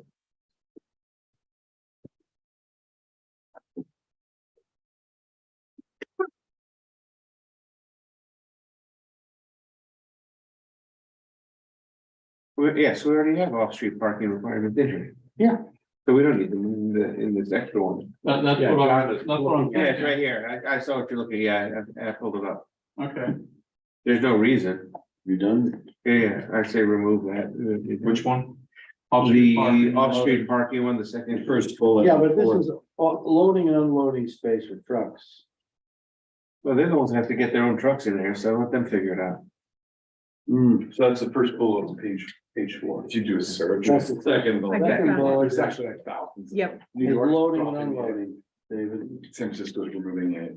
One off-street loading and one should The current warehouse requirements for parking are 1 for each 3 employees, which that's probably light, but that's their problem.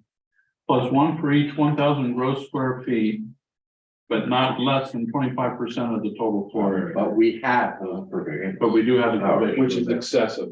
That's frankly a lot of parking. Or what is that? Yeah, I think it is, Excessive. but we already have it. I don't think our Well, the more, goal robo- tonight is to reduce. the more robotics there are in warehousing, the less people less you're need to gonna run make. on, absolutely. It's just how And it if is. they put less, they can always come in and try to get a variance to build less parking. Yeah, like, we're gonna say no, right? I don't think so. Why, no, but I think for me, the point isn't let them ask for less, it's actually to encourage less. I agree, but you're gonna have to amend your other sections of your ordinance to do that, because we already define what they need for a warehouse elsewhere. Unless we define it in here. Then you got a conflict and it goes to the developer, I guess. Yeah, What, many amendments that we need. Okay. Yeah, and that's one of those ones you gotta think about till you get into it. If you look at the very last line on this document. It says if one of the township's existing ordinances or regulation conflicts with these, the most restrictive provision shall prevail. Then you'd have to go right back to this. So. We'll leave it out of this one then, Yeah. Yes. because otherwise you have to take it out of this one and the other one next time. Yeah.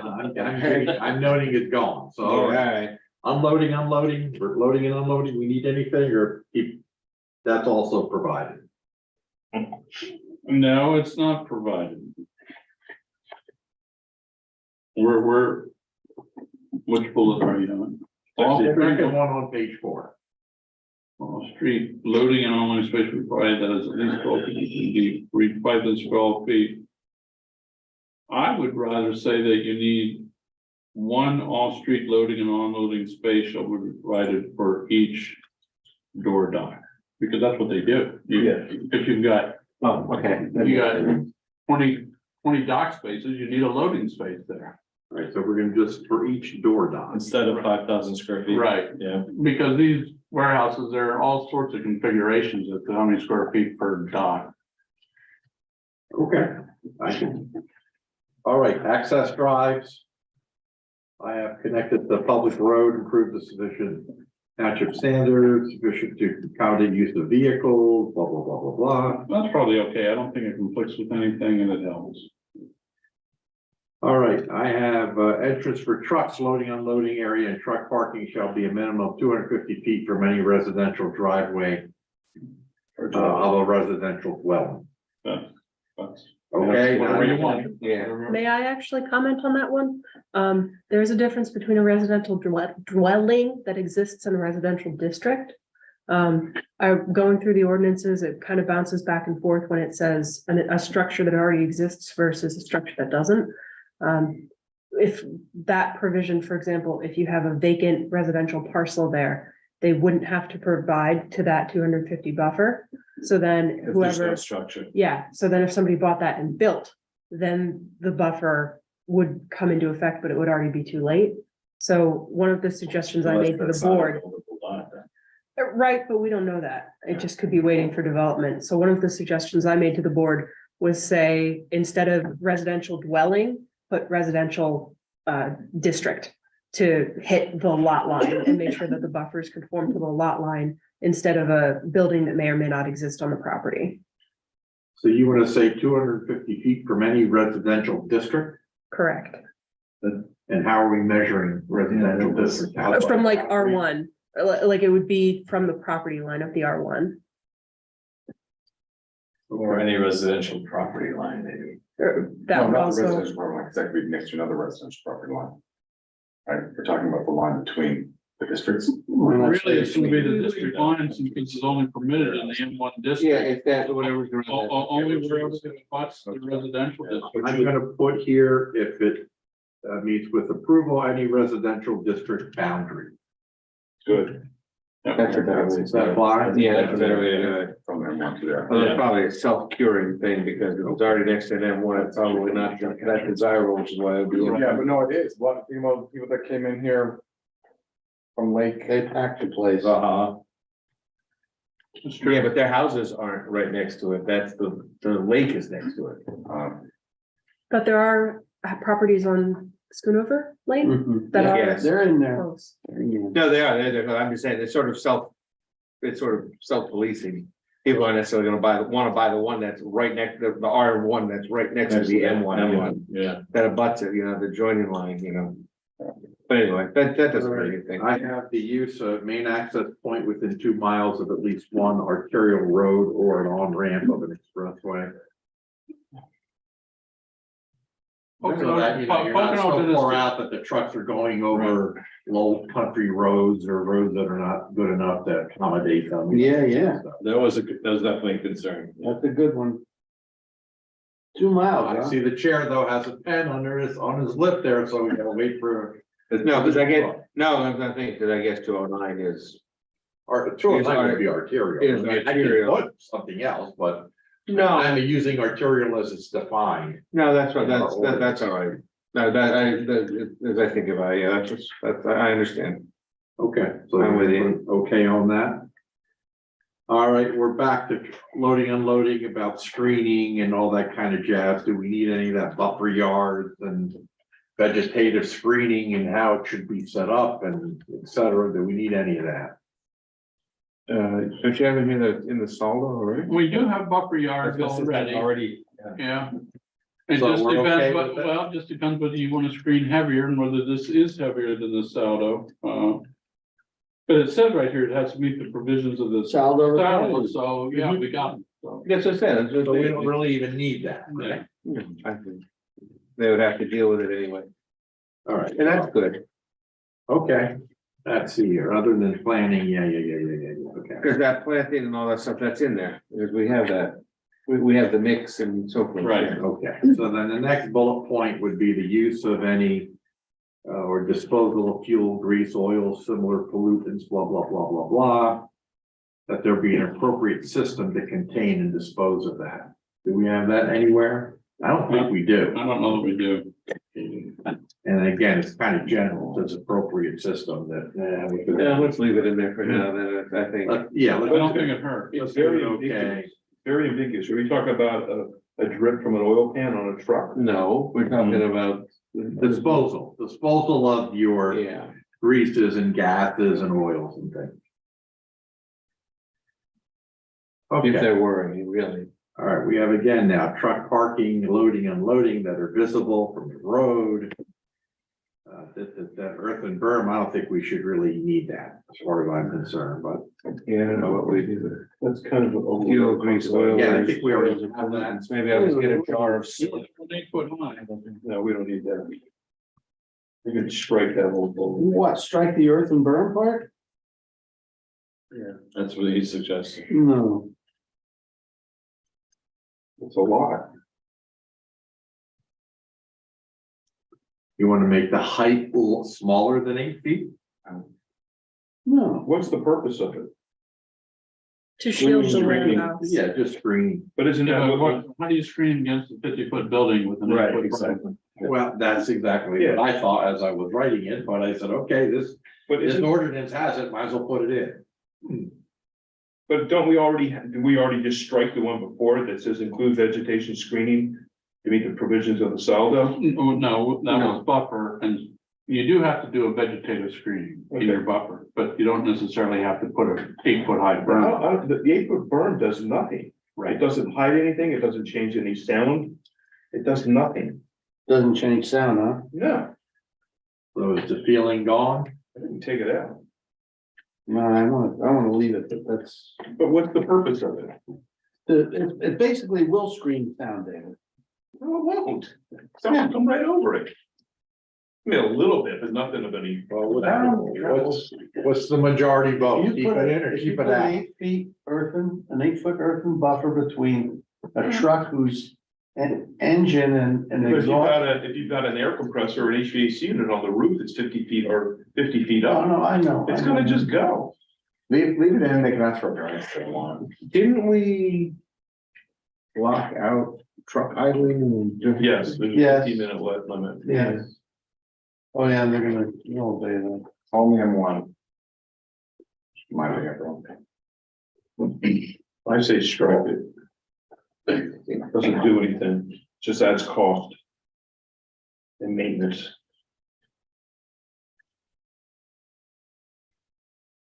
Keep it in, keep it out. Take a vote. In or out? Out.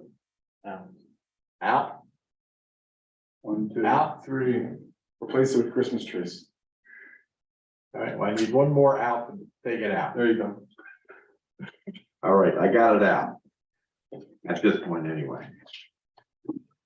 All right, next bullet point, I have no outdoor storage is permitted, but storage of garbage that's routinely produced, blah, blah, blah, blah, blah. All activities shall occur in a completely enclosed building except for shipments and deliveries of vehicles. And all materials shall be stored within a completely enclosed building. And I don't think we have it said like that, but I think we have it somewhere, but. No, I like it that way. No, this is like it good. that way? No, this is good. Yeah, I don't want, yeah. It's clear. Okay. Now, again, the traffic, I gave it this, fast shuffle thing. The applicant shall establish that the location and intensity of the use will not tractor trailer traffic, which will adversely affect the residential neighborhoods, like we even know what that means. Uses that would involve an entrance of more than 100 tractor trailer trips per weekday. Where'd that number come from? Yeah, I just from another ordinance. that I- Isn't it all involved in the Traffic impact study? I think it should be- I think it is, and I think they should do a traffic impact study for every warehouse that's. Correct. So you should eliminate the 100 tractors. And just do the traffic study? Required to do it to traffic study. Okay. Delete. so then we do a have- traffic study, then what are we gonna do with it? Well, they have to upgrade the roads based on the traffic study. Well. I'm actually not thinking so much of upgrade the roads, but it was gonna be more than, say, 100. It'll be more than 100 trips, then it's gotta be further away from the residential line for their interest rate. Do we, Talking about a lot of noise. presently have a traffic study? We do have impacts, the traffic impact studies, I don't know what kicks them off. Okay. You know how close we have one they have? Have it be allowable somewhere in the. Put in another I M1. thought you had that in here. That M1 is surrounded by. Here it is. On I page 3, yeah, a traffic study shall be prepared for traffic. You can't make something. I think you gotta take out the word if applicable and just say a traffic study It shall be. prepared. Okay. Yeah, you can make a use. You can- And I have here, as per the requirements of the Saldo, the That's zoning even- ordinance as the case may be. And I'm sure it's down there. Okay. I mean, they had to do. Yeah. We had to do Gateway. it, yeah, we had to do it for Gateway, I remember that. So then we can just get rid of this. Yeah, get rid of that whole bullet. Okay. Put it out done. Made rendered illegal by a. It's illegal with them. Okay. As long as it comes. I have minimum distance between two buildings will not be less than the height of the building plus, including roof projections plus 25 feet. That came from my experience in Upper Mount Okay, Bethel, where So the firemen are that's 85 feet. the firemen are screaming that we, you're making the buildings too close together. We can't get our trucks in. We can't get our ladders up there. We can't do any of that. We need at least the height of the building Right. plus another 25 feet. So that just came from my experience, whether you want that in or not, Oh, that's good. it's your call. So for the 50-foot building with the 10 feet on top would be- and 25, 85 feet. It would be, well, Now- yeah, it would be 85 feet between the buildings. This is your, That's this not is that. a suggestion of. When you're looking at those big buildings. Objective, That's actually not that far, really. this is not conditional use, right? This is all This is by right. by Yeah, right. this is all by So right once built. it's nailed down and written in black and white in our ordinance. That's right. That's it. Well, you can always change it. I mean, you always, like you do now, but. Right, which is why I always like to err on the, side of make them get a variance if we don't like it. Well, that they can, if they think that that's too restrictive, but again, the firemen in Upper Mount Bethel were screaming that you're giving me a 100-foot tall buildings and you're giving me 25 feet between the Right, no, buildings, that's not gonna work. Agreed. They said we need the height of the building plus 25 feet now. Were they being like a little over dramatic? Yeah, perhaps, but I put it in. So No, you I guys think it's can good. talk about it. it, right? All right, so we're gonna keep that as an okay. All right, emergency access road. Now, I know that's not in our ordinance, and again, in Upper Mount Bethel, they were very insistent about Keep it. making. Yeah, all Sure fire that companies that's want there. this. Yep. Yeah, so you can get all the way around the building to Yep. deal. Okay, all right, does it have spaces between the buildings, et cetera, adequately lighted? I don't know. If we need that, I mean, I think we have, We have lighting standards, we right? have lighting standards, right, John? Yes. I don't think we really need that. I'd like to get to those at some other point So I'm gonna too. make those go away. Oh, man. All right, as an entrance sign, freestanding wall signs permitted if allowed by the signage, the township signage ordinance. I mean, that's what we would say anyway. I'd say just take it out. I'm We already have gonna signs. I'm gonna go to that other section where I say that. Yeah, we already have signs, right? We don't need to say that. Mechanical scraper system. That's a good I idea. know we don't have that. That's a good idea. Yeah, that's a good idea. Off the board now. And the last one we And get. the other one, that's what I usually put as a safeguard. Yeah, that's In the event there's two conflicts. that Hey, strictly apply. Ron, Yeah, I found a typo, just FYI. but that's okay. I have to redo this all anyway. Go Okay, ahead. Tell me where. hang on, Okay, take your time. page 2. Fulfillment center, Fulfillment center. the very last line, Amazon delivery or third party company like. USPS, Well, probably should be UPS. UPS, yeah. Okay, that's the only one. UPS is merging with. And John, are you doing That was typos? very good, guys. You did a really Are good you doing job. typos? Are they? Yeah. You want Did you to, find one? yeah, under wholesale establishment, Okay, third line, institutional. FedEx ground. Is that supposed to say more professional? You have PR. institutional. Okay, tell me what's wrong. Institutional is wrong? No. Or professional. Or professional. Yeah. Yeah, I typed this myself, so. Yeah. Okay. All right. Just kidding. All right, it's much better than the solar ordinance, which I don't understand at all. At least I can understand this. Kilowatts and this. All right. That thing out. Key is they're all only allowed in M1, right? Is that what we decided? Yeah. The warehouse is allowed in ED, which it is now, the warehouse. Well, be But we're careful, changing that. no, be careful because the way it's defined, I don't think is that clear. And you're gonna end up. We took it out. Oh, it is, but you're adding under the performance specifications that 50,000 max. Yes. Yes. Okay, and that's protected. So we're leaving the number one All right, I'm definition of where. confused now. I thought we're No. out of the ED zone completely. That's him. He's the one that wants it. Okay, but what do you want? It's not him. So- I don't want an ED. He's the one who's gonna ultimately say. But it's not up to me. I'm not the elected. So what are we doing then? 'Cause now I have to change. It's in the ED zone now, but we're talking about smaller buildings. It seems like it's too restricted to say that someone who has a light industry in the ED zone can't have a warehouse.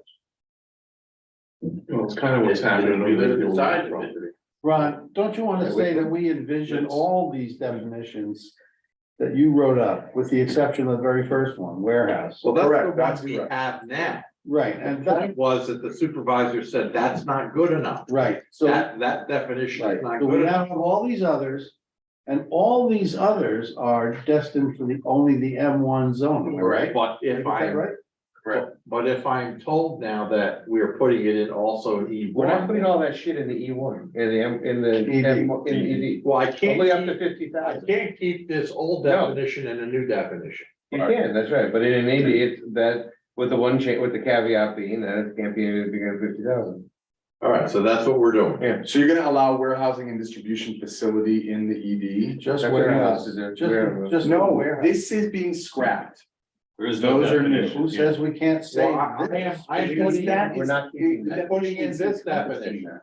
Only. The top one's gone, ED. it's the second one. Only that second definition I'm putting in the And ED. you're getting rid of the word and distribution. I'm getting rid of Got it. distribution and I'm getting rid of the word with use of the processing of materials so as to sort out what Yeah. finished goods are. Right, So I it just get says it's for the storage, I get it. transportation, distribution of products to be transported to different And it's locations. got a I can maximum just see- 50,000, Right, in ED, so. maximum 50,000. One clarification question, very briefly. In the M1 district, will these things be conditional use or principal permitted uses? These are permitted uses. No, yeah, Okay. they're not conditioned. and please, when you say M1 district, please put a plural at the end of that, because there's more than one in this township, more than one M1 district. Yeah. It would be the same as me saying the R1 district. I'm referring to the entire, all of the I hear properties you, I within hear that. A lot of areas qualify as M1, that's all. Simone, I have a question. You could say an M1 district. Where do we allow fireworks, ammunition, gunpowder? to be- I'm gonna have to just put that in the M1, I think. Yeah, I think I'm gonna have to just say that. So I don't know if I want to. I don't know if you guys want to keep in that the warehousing, the wholesale establishment, distribution center, fulfillment center Yeah. should not have those things. Well, As we've got it- opposed to a separate definition that just No, says, what is online zone? Is that commercial or is that? I don't know, but ED then. you might say, we don't care if they're in those things, that's fine. Or we don't care if they're in a logistics center or a milk fulfillment center. Or I can just do another definition that says, you know, explosive hazardous materials, are permitted wherever. No, M1 only. but right now it says excluding. Right, we have nothing right now. Nothing Anywhere where it's permitting flat. them. There's nowhere where. Any of them. They all Yeah, exclude. you're in a cure if you don't have it somewhere. Yeah, So technically, a bottle of nail polish is flammable and you can't store it. so the question is, do you Unless you're want me to, distributing do you want me to do a separate No, section for the explosives, et cetera, or just remove them from all of these definitions? except the warehouse one that's allowed in the, no, yeah, where they're not allowed in, well, I don't know. Cause then, what if you're an odd lot and you wanna have a few of those things? Can I jump But in? you can't have. it. I mean, there's some things you gotta say you can't have. The building code will address that issue. Because if you're storing hazardous materials in a warehouse, they're going to require certain types of explosion. The vents that open up and fans and sprinkler systems and foam systems, that's all covered in the I building think code. we should just remove that language from all the Yes, definitions. because typically it's only prohibited in flood zones from what I recall. What- You'll find that language in the flood zone areas, but you won't find it. Why would it be only in flood zone? Cause you can have power goes out and. That's because that's where I found it. I'm not, I can't tell you the logic behind it. I can tell you where I. You've seen it. If you've got a high hazard, Fire from short electric, probably. I mean, I designed a nail polish factory one time and we had a very sophisticated fire protection system, all backed up by a generator, so it's all safe. Till it blew up. All right, so I have removed, that was not in the definition of logistics center or fulfillment center. The hazardous, it's only in warehousing and wholesale establishment, and I took them out. Thank you. So the poor airport, which is our only real M1 zone, is going to become a battleground between the forces that want solar and the forces that want giant warehouses. Or how about the, They're gonna have the warehouse with the gunpowder, and if, hey, you know, your solar facility looks like a big magnifying glass. Well, they also I need to clear out some space. They won't be able to do. They won't be able to do either because of Wait. wetlands. Anyway. By the way, before we go, there's also the definition of truck terminal in our Looked at, present so I- ordinance, and I'm saying that should not change. right, And thank you have that. Oh, yeah, Uh, I understand. Robert, it's, and then in the middle of it all, it's gonna be these like 300 people from the surrounding area who crowded our meeting the other night. They're all gonna be back. You know that. Whether it's solar or warehouse, Or both. A warehouse with solar on top. On top. they're gonna be screaming about berm. We want berms. Give us a 10-foot berm. How about a 20-foot berm? But they really. This is fine. Right.